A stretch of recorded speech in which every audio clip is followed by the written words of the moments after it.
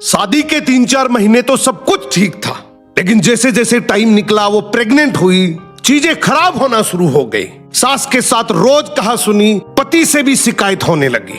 अब उसे ससुराल पक्ष बहुत खराब लगने लगा।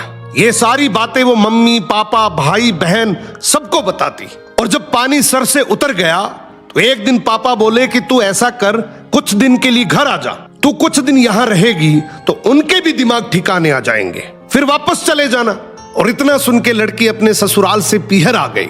10-15 दिन रही तो पति ने उसे बुलाने के लिए फोन किया, लेकिन उसने मना कर दिया। कुछ दिन बाद पति उसके घर उसे लेने आया, फिर भी साथ नहीं गई और उसकी बेइज्जती करके उसे भगा दिया। धीरे धीरे कुछ रिश्तेदारों ने, दोस्तों ने उसका ब्रेन वॉश किया। उसे बोला कि अगर तू खुश नहीं है तो तलाक ले ले, तेरा पति ठीक ठाक कमाता है, अच्छा खासा पैसा मिलेगा, फिर मौज करना। इन सारी बातों से भ्रमित होकर लड़की एक दिन कोर्ट गई और लिखा, मेरा पति शराब पीकर रोज मुझे मारता है, मेरे ससुर मुझे गंदी गंदी गालियां देते हैं और एक दिन मुझे मारपीट के नंगे पैर एक जोड़ी कपड़ों में घर भेज दिया।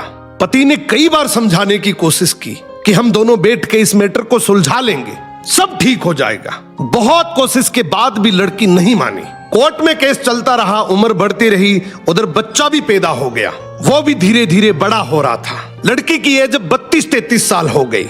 कुछ सालों बाद कोर्ट में जजमेंट की बारी आई, दोनों को तलाक मिल गया। लड़की को 5-10 लाख रुपए की एलिमनी मिली और वो लेकर वापस अपने पीहर चली गई।